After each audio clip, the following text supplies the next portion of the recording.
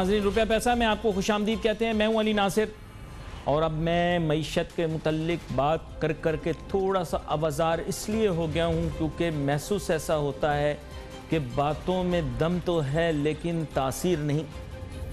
क्योंकि मैंने शोर तो बहुत मचा रखा है, लेकिन अफसोस के साथ ये कहूँगा कि न महंगाई कम होने को आ रही है, न डॉलर का रेट थम रहा है, न तिजारती खसारा जो है उसके दरमियान जो एक शगाफ है वो कम हो रहा है, ये खलीज बढ़ती ही जा रही है।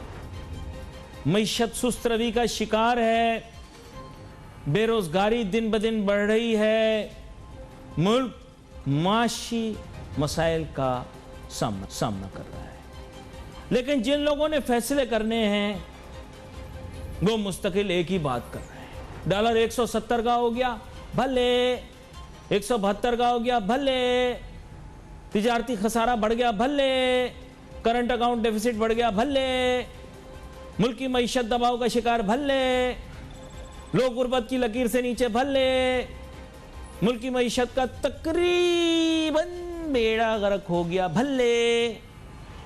तो मसला ये है कि हर बात पे भले भले, IMF के साथ टॉक्स तातुल का शिकार भले। मैं कहता हूं भाई किसी चीज पे तो ये कह दो कि भाई संजीदगी से मामलात को देखना है। इतना अरसा IMF के पीछे भाग रहे हो, वर्ल्ड बैंक कहां गया? वर्ल्ड बैंक भी तो था ना, बैनुल अक़वामी तरक्याती इदारा, नाम उसका वर्ल्ड बैंक है। तो आपके मुल्क के अंदर तरक्याती मंसूबे क्यों तातुल का शिकार है?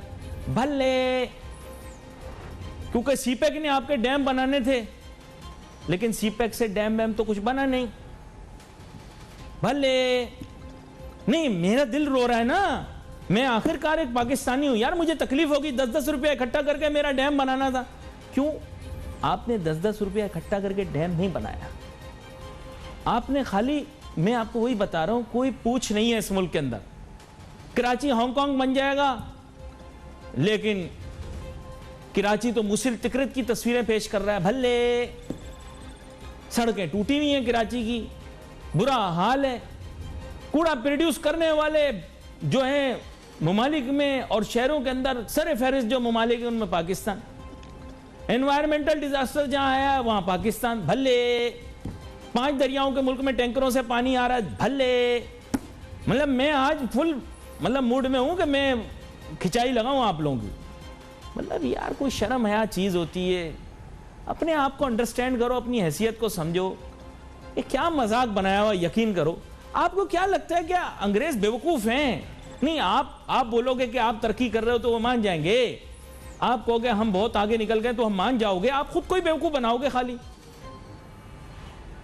देखें बेसिकली क्या होती है, पाकिस्तान, अभी पाकिस्तान की हुकूमत हो गई, पाकिस्तान के जो मैं कहूँगा इंटेलेक्चुअल्स हो गए, ये बिल्कुल वैसे काम कर रहे हैं जैसे वो बच्चा जो क्लास में फेल हो जाता है ना, तो अवाम माई बाप होती है ना, मुल्क की माई बाप अवाम होती है, ठीक है। तो जैसे वो माँ बाप के सामने जाकर टोपी ड्रामे करता है ना, रिपोर्ट कार्ड छुपा लेता है पीछे, बेटा इम्तिहान कैसा हुआ?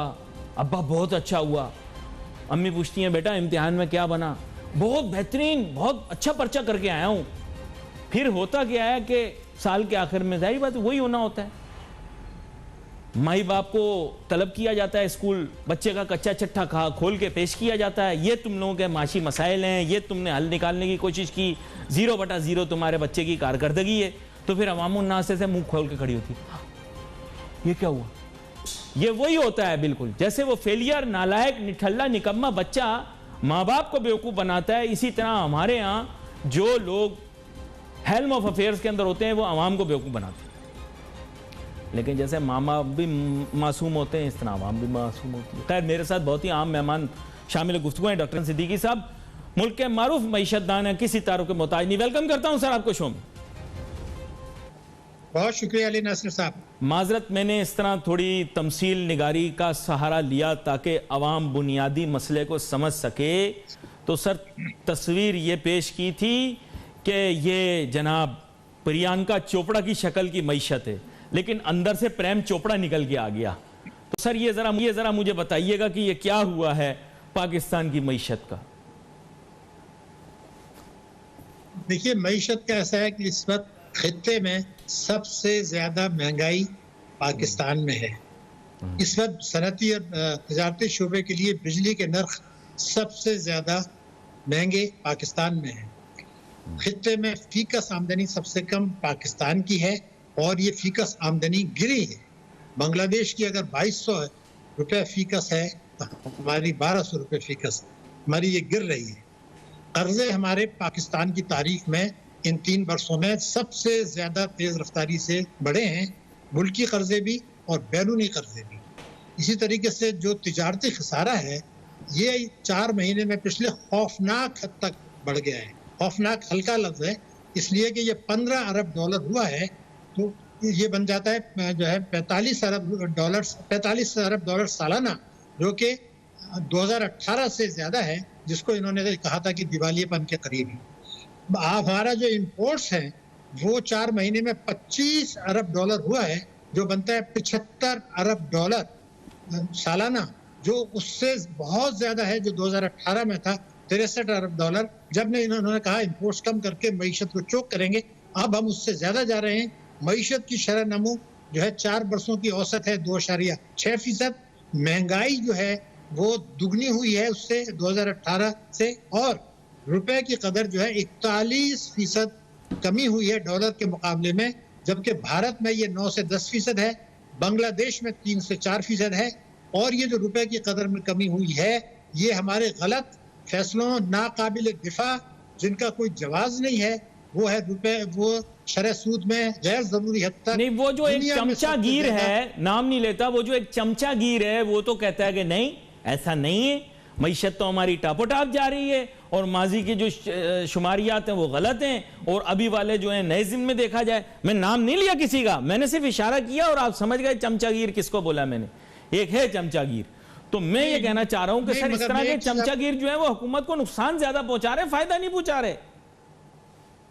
नहीं, वो हुकूमत जाने, हम तो ये जानते हैं कि मैंने जो आपको आदाद शुमार पेश किए हैं वो पिछली हुकूमत के शायदशुदा नहीं है। मैं दोबारा कह दूं, जो मैंने इस वक्त आदाद शुमार दिए हैं वो आलमी IMF वर्ल्ड बैंक के हैं और पाकिस्तान की इकोनॉमिक सर्वे में दिए हैं, वजारत खजाना ने दिए और स्टेट बैंक ने दिए।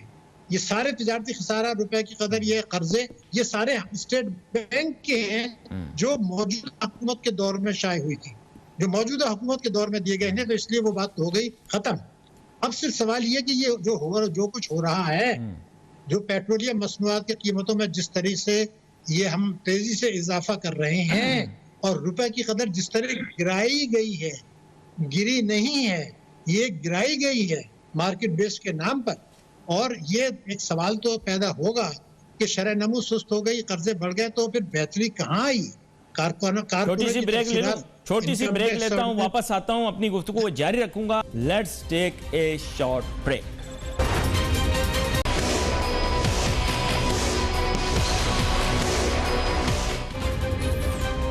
इकोनॉमी और नेशनल नैरेटिव जो होता है ना, ये पैरेलल होता है, लेकिन हमारे मुल्क के अंदर क्योंकि आपको नेशनल नैरेटिव तो पता नहीं है, ऑफिशियल बयानियां आपको पता नहीं होता, इस वजह से क्या होता है कि बेवजह फजूल की हरकतें हो जाती हैं कुछ मेन स्ट्रीम के ऊपर, जिसकी वजह से बाद में शर्मिंदगी भी होती है, फिर जगहसाई भी होती है। जैसे आपको पता होगा हमारे यहाँ मेन स्ट्रीम एक नैरेटिव तैयार हुआ कि हम फातेह काबुल बन गए, आज डिस्को डांस, आप भंगड़े, हम काबुल जीत गए, हम अफगानिस्तान जीत गए।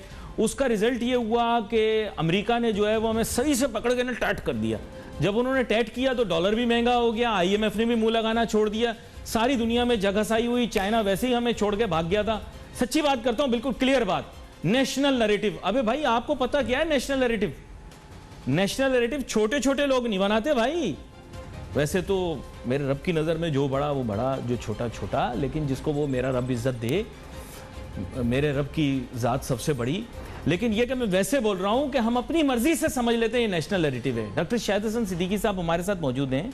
डॉक्टर शाहिद हसन सिद्दीकी साहब, प्रॉब्लम ये है कि इकोनॉमी का जो डिजास्टर आया है, अभी जो मौजूदा शॉर्ट टर्म की बात कर रहा हूं, ये इस वजह से आया कि सेल्फ क्रिएटेड नैरेटिव है कि जी हम डायलॉग कर लेंगे, हम दहशतगर्दों से डायलॉग करके उनके साथ सुलह कर लेंगे, बड़ा मजा आएगा, बड़ा मजा आएगा, हम दोस्त बन जाएंगे।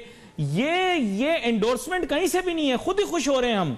फातेह काबुल भी हम खुद ही बन गए, डिस्को डांस हमने शुरू कर दिए, फिर मतलब ये कि हमें पता नहीं, हमें बैलेंस नहीं पता, हमें किसी को पता ही नहीं नेशनल नैरेटिव क्या है, जबकि नेशनल नैरेटिव जो है उसकी वजह से प्रॉब्लम ये हुई कि अमेरिका से बिगड़ गई। आपको खुद पता होगा कि आईएमएफ हमें मुंह नहीं लगा रहा, हम जगह जगह कहते फिर रहे हैं कि ये आईएमएफ से हमारी बात हो गई, डन हो गया, ओके हो गया, लेकिन आईएमएफ तो आगे से नहीं बोल रहा कि मैंने डन कर दिया, ओके कर दिया। मैंने तो कोई ऑफिशियल बयान नहीं देखा, आपने देखा हो तो मुझे जरूर बताएं, हो सकता है मेरी गलतफहमी हो। जी,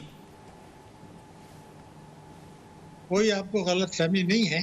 कई रोज से गवर्नर स्टेट बैंक कह रहे हैं कि एक दो रोज में खुशखबरी मिल जाएगी, आईएमएफ का प्रोग्राम बहाल हो जाएगा, हमें किस्त मिल जाएगी।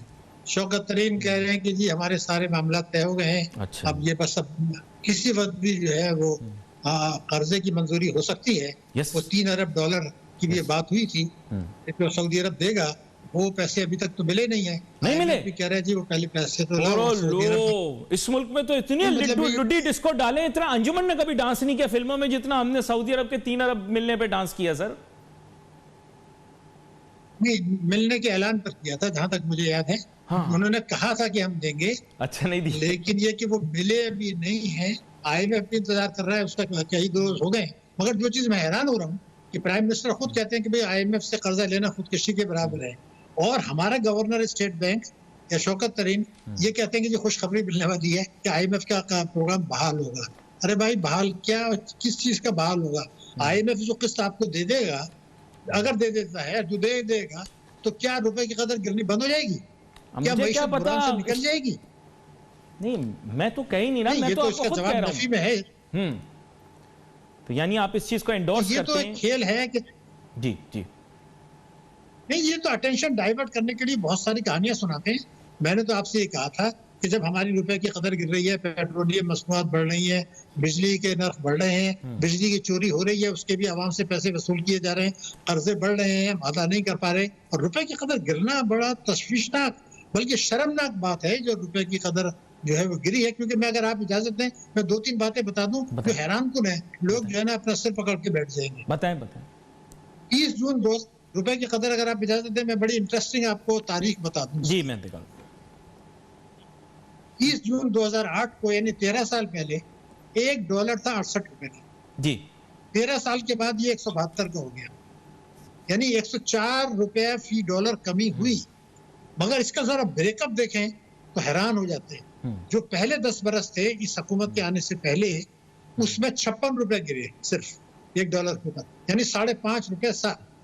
इस हुकूमत के 3 साल 2 माह में 48 रुपए गिर गए, यानी 16 रुपया जो है वो फी डॉलर गिरा। मगर जो आपने इशारा किया, मैं उसको अब एंडोर्स कर रहा हूं कि मई से अब तक जो 6 महीने गुजरे हैं, मई से अब तक 2021, इसमें 20 रुपए गिरे, ये बनते हैं 40 रुपए सालाना।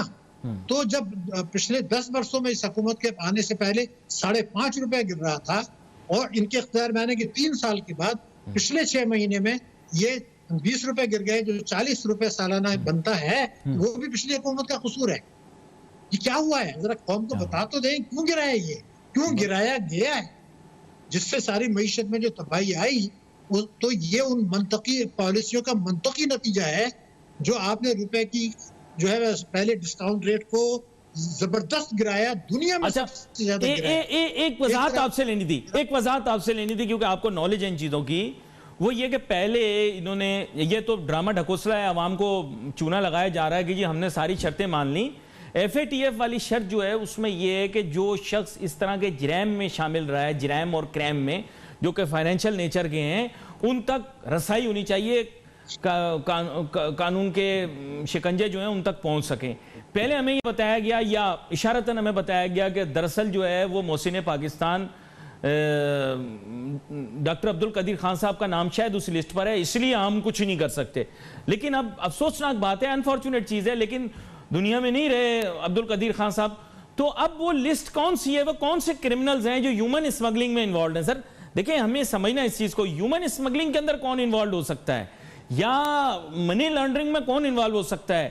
टेरर फाइनेंसिंग भी एक सब्जेक्ट है, लेकिन उसके साथ साथ ये जो 2 सब्जेक्ट्स हैं, इसमें तो आप जानते होंगे कि लिस्टों में किन लोगों के नाम होंगे, क्योंकि आम आदमी तो ड्रग डीलिंग नहीं कर सकता, आम आदमी जो है ह्यूमन स्मगलिंग नहीं कर सकता, मॉडर्न डे स्लेवरी नहीं कर सकता, और आम आदमी मनी लॉन्ड्रिंग में इन्वॉल्व भी नहीं हो सकता, और टेरर फाइनेंसिंग के अंदर भी कोई, मेरा नहीं ख्याल कि कोई स्टेट एक्टर इन्वॉल्व हो सकता है। तो ये क्या ड्रामा है, ये क्यों आवाम को झूठ बोल रहे हैं, हम हर शर्त मान गए ये वो, जबकि एफएटीएफ बड़ी क्लियरली कह रही है कि कानून के जो इदारे हैं उनकी रसाई होनी चाहिए उन लोगों तक जो इस तरह के जराइम में शामिल हैं। मुझे थोड़ा बताएं ये क्या है, ये वजाहत से थोड़ा बताइएगा। अली नासिर साहब, पहले मैं आपको ये बता दूं कि डॉक्टर अब्दुल कदीर खान की जो अजमत है और जो उनका पाकिस्तान के लिए किरदार है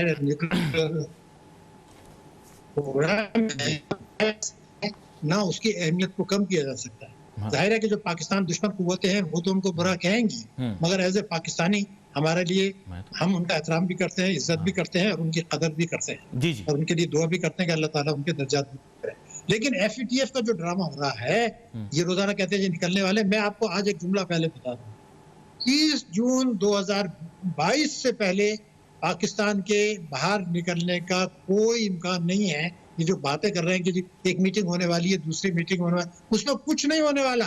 30 जून 2022 से पहले पाकिस्तान को वहां से निकालने की बात नहीं होगी, नंबर एक।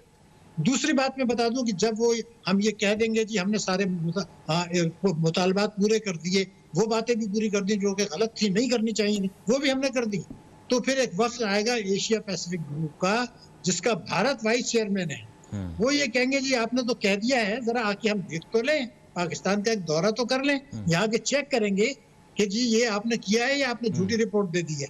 वो रिपोर्ट फिर वहां जाएगी, उसके बाद ये सारा चीजें होने वाली हैं। तो ये जो अभी 2 हफ्ते पहले भी कह रहे थे मीटिंग होगी, फैसला होगा, ऐसा कुछ नहीं होने वाला 30 जून 2022 से पहले, ये मैं आपको बता दूं। अच्छा, एक चीज डॉक्टर शाहिद हसन सिद्दीकी साहब, ब्रेक के बाद जब वापस आएंगे इसके बारे में बात करेंगे कि एक खबर खुश आई साथ में कि इसी महीने के अंदर, मैं तारीख दिए बगैर ये बात करूंगा कि मामलात बिल्कुल वेस्ट के साथ अच्छे हो जाएंगे और पाकिस्तान की यकसर अफगान पॉलिसी चेंज हो जाएगी, वो हो जाएगी जो कि इदारों की ऑफिशियल लाइन है और हमारा नेशनल नैरेटिव भी सामने आ जाएगा। और ये जो ड्रामा ढकोसला खेला गया पाकिस्तान के अंदर कि पाकिस्तान की एक अफगान पॉलिसी है या नेशनल सिक्योरिटी पॉलिसी चेंज हो गई है, उस पर भी क्लैरिटी मिल जाएगी। लेकिन इसी महीने में एक खास तारीख के बाद आंख पता नहीं क्यों। Let's take a short break.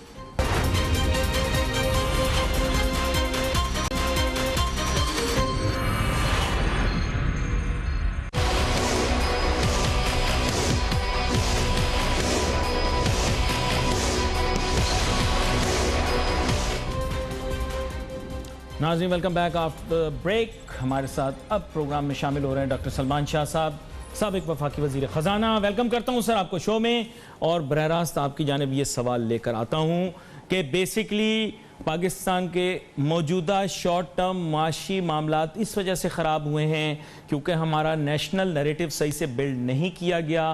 और बेसिकली क्या है कि जो नेशनल नैरेटिव है वो मीडिया के ऊपर जो पेश किया गया बिल्कुल गलत है। पाकिस्तान बिल्कुल दहशतगर्दों के साथ कोई डायलॉग करने में इंटरेस्टेड नहीं है। ये एक जनरल नेशनल नैरेटिव है जो आगे आने वाले हफ्तों के अंदर सामने आएगा। दूसरा ये भी है कि हम वेस्ट के साथ अच्छे ताल्लुकात अब मेंटेन करेंगे ताकि अमेरिका के साथ बिगड़ी साख अब दोबारा से बन जाए। सीपेक तो हमारा डिले ना हो, लेकिन यूनाइटेड स्टेट्स और वेस्ट के साथ हमारी इंप्रूवमेंट ऑफ रिलेशंस हो और शायद IMF भी उसकी वजह से इन्फ्लुएंस हो और दीगर इदारे भी जो हैं वो पाकिस्तान के साथ सही चलें। Let's hope and wish. लेकिन do you also have the same hopes and wishes as me? ये तो अब जनाब बहुत सी डाइवर्स चीजों को आपने इकट्ठा कर दिया है। जी जी। आई थिंक जो हमारे डे टू डे ऑपरेशंस हैं, day to day exchange rate है, ये पॉलिसीज जो हैं, ये एक मार्केट डायनेमिक भी इनकी है। जब कोई अच्छी न्यूज़ आती है तो बड़े पॉजिटिव इम्पैक्ट आते हैं, सो मार्केट जो है वो खासी रिस्पॉन्सिव है इन चीज़ों पे। जब किसी चीज़ में डिले हो जाती है तो वो मार्केट उसको भी रिस्पॉन्ड करती है। तो आई थिंक कि बहुत से नैरेटिव्स हैं और ये नैरेटिव में जो डोमिनेंट नैरेटिव है वो तो बहुत ज़्यादा स्पेकुलेटिव है। मीडिया में तो 90% स्पेकुलेशन पे काम हो रहा होता है और हकीकत जो है वो ज़रा कम होती है। तो आई थिंक और जिटरीनेस खासी है कि हर खबर को फेक न्यूज़ हो या रियल न्यूज़ हो उसको रियल न्यूज़ कर दिया जाता है और उसके सबसे नेगेटिव पहलू जो हैं उनको उजागर किया जाता है। बट हकीकत है कि पाकिस्तान की एक ग्राउंड रियलिटी भी है, और वो ग्राउंड रियलिटी है कि हमारा इकोनॉमी में 2-3 बड़े मेजर इश्यूज हैं। एक इशू जो है वो हमारा एक पहाड़ है बैरून मुल्क कर्जों का, और वो एक हकीकत है जो कि उसको हम विश अवे नहीं कर सकते। उस पहाड़ की वजह से हमें बहुत सी मुश्किलात हैं, क्योंकि उसकी डेट सर्विसिंग जो है, उसकी रीफाइनेंसिंग जो है वो 10 से 15 अरब डॉलर सालाना की है, और उसको आप मैनेज करने के लिए आपके पास उस किस्म के रिजर्व्स नहीं है जो आपको चाहिए, उस किस्म के डॉलर फ्लोज नहीं है जो आपको चाहिए, और इसलिए आपको IMF का सहारा लेना पड़ता है। नहीं, लेकिन मैं आपको कमिट करने को तो नहीं कह रहा, लेकिन मैं आपको ये जरूर कह रहा हूं कि सर बेसिकली बात ये है कि पंजाबी की कहावत है, लेकिन उसको उर्दू में आपके सामने पेश करता हूं कि दरिया में रहकर मगरमच्छ से वैर नहीं लिया जा सकता। तो हमें अंडरस्टैंड करना है कि we have to choose our force, our friends very carefully, and we have upset a lot of people through our poor handling of the Afghan policy. ये तो एक फैक्ट है, और आई थिंक कि जो अभी मौजूदा, मैं ये तो नहीं कहूँगा कि तसादुम हुआ इदारों के दरमियान, लेकिन जो एक कन्फ्रंटेशन सी की सिचुएशन क्रिएट हुई है, this is evident that there was something wrong, there is something wrong, and Afghan policy has been faulty because of which we are facing economic consequences. देखें आप, ये अफगानिस्तान वाले वाकये के बाद ही डॉलर पे ज्यादा मजीद दबाव आया, वेदर इट बी एक्सेप्टेड और नॉट। क्या कहते हैं आप? नहीं, आई थिंक कि अब एक मल्टीपोलर वर्ल्ड है जिसमें यूरोप बहुत बड़ा खिलाड़ी है, चीन बहुत बड़ा खिलाड़ी है, यूरेशिया में रशिया ने सबको ऑर्गेनाइज कर लिया है, और इस वक्त उसके पास ऑयल और गैस की कीमतें भी उन्हें बड़ी अच्छी मिल रही हैं। सो आई थिंक कि ये एक दरिया में सिर्फ एक मगरमच्छ नहीं है, दरिया में और भी बहुत सी चीजें हैं, और आपको सारों के बीच में नेविगेट करना पड़ता है। अब ये बड़ी अच्छी बात आपने की है कि अब नेविगेट करना है, अपनी स्ट्रेटजी के तहत की है, उनकी अपनी नेशनल इंटरेस्ट के तहत की है। उन्होंने ट्रिलियंस एंड ट्रिलियंस वहाँ खर्च किए हैं, और उनके प्रेसिडेंट ने इस नतीजे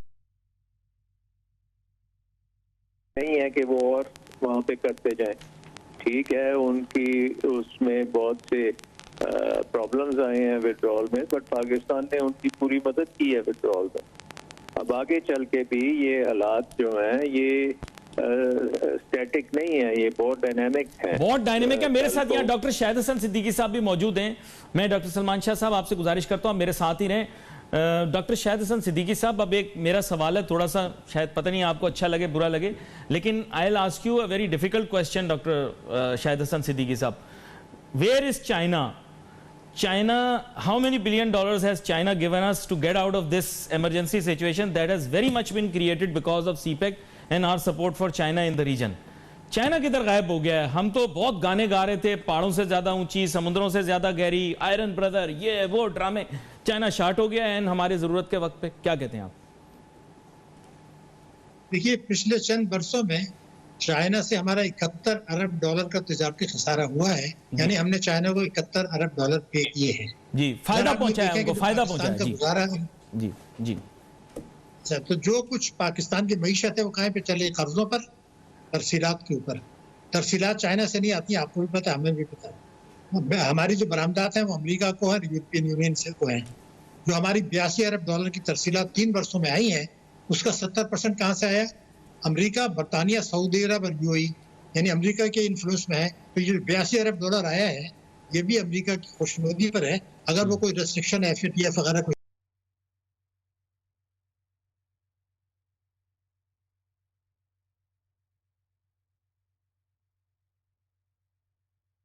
माफिया को खरीद लिया है। CPEC जो है, अगर आपको पता है, मुख्तलिफ वजूहात की बिना पर, जिसमें हमारी गलतियां भी हैं, सस्पेंडेड है प्रैक्टिकली कई महीनों से। तो क्या हम अमेरिका को नाराज करके, सही मानों में नाराज करके कोई फैसला करते हैं? उसका जवाब है नहीं। पाकिस्तान के एक रिटायर्ड लेफ्टिनेंट जनरल ने, जो सेनेट में थे, उन्होंने ये कहा कि अगर अमेरिका हमारी इमदाद रोक दे तो हम चंद हफ्तों में घुटने टेक देंगे। और ये जो मौजूदा हुकूमत है, उसने बैरूनी कर्जों पर बैरूनी तरसीलात पर बेतहाशा इन्हिसार बढ़ाया है, जितना पाकिस्तान में कभी नहीं बढ़ाया गया। I am running out of time. मैं अगर एक मिनट दें, मैं डॉक्टर सलमान शाह साहब से भी इख्तितामी इस पे नोट ले लूं।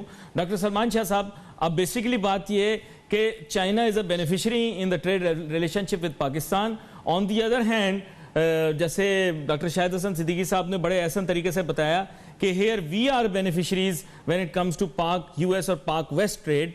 तो मतलब इक्वेशन को आप खुद अंडरस्टैंड कर लें, किसके साथ रिलेशनशिप अच्छा रखना है। आपने जैसे कहा कि नेविगेट करना है, आप नेविगेट कैसे करें? मेरे पास वक्त कम है जी, बताइए।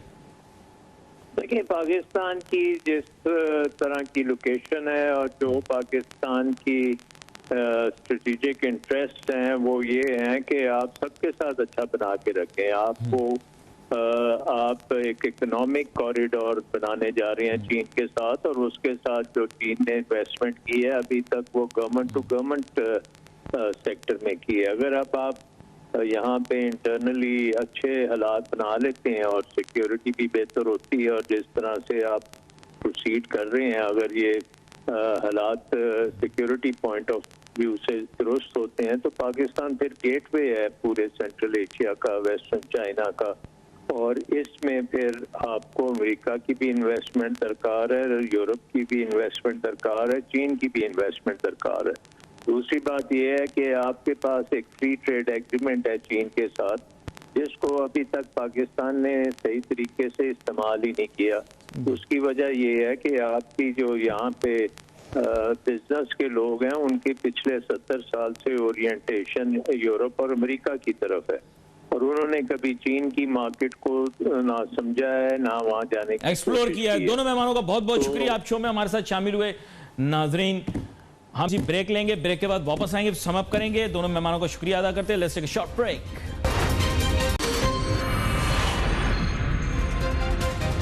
नाजरीन, welcome back after the break. गुफ्तगू हमारी जारी थी। ब्रेक पे जाने से पहले बड़ी आम गुफ्तगू कर रहा था। नाजरीन, याद रखें, मेरे प्रोग्राम के अंदर आपको वो बात सुनने को मिलेगी जो और प्रोग्रामों में नहीं मिलेगी। हट के, बिल्कुल मार्केट से हट के बात करता हूँ। और बात देखें, तकरीबन मैं ये तो नहीं कहता नऊजुबिल्लाह गैब का इल्म किसी के पास भी नहीं है, लेकिन हालात जिस जानिब जा रहे हैं, मैं आपको बता रहा हूँ, मुल्क की मईशत जो है उसकी ऐसी की तैसी हो गई है। अगर आप बना के नहीं चलोगे, गड़बड़ हो जाएगी। चाइना कोई नहीं आया, अभिनंदन जहाज लेकर आया, हमने पकड़ा, हमने कूटा, हमने चाय पिलाई, हमने वापस भेजा। ठीक है, चाइना नहीं आया हमें बचाने के लिए। हमने बहुत सोचा कि चाइना फेंटी लगाएगा इंडिया की, चाइना जूते मारेगा इंडिया को, हमारी उसने जो है वो वायलेशन की, नहीं आया। आज हमारा मुश्किल वक्त है, चाइना नहीं है, ठीक है, अब हम बहाना कोई भी बना लें, कोई हमारी मदद को नहीं आएगा। हमें अपना मुफाद खुद देखना है। वक्त ख़त्म, लेकिन मुल्क के लिए नहीं। मुल्क के लिए अभी भी वक्त है। अच्छे फैसले करो, मैं हुक्मरानों से गुजारिश करता हूँ, अच्छे फैसले करो, मुल्क की मईशत को ठीक करो। गरीब आदमी बहुत परेशान है, मुझे रोज़ कहता है कि मेरे बारे में बात किया करो, गरीब आदमी के हक में बात होगी। We wait for message on Facebook. Ali Nasir हमारी टीम को इजाज़त दीजिए। अल्लाह हाफिज़।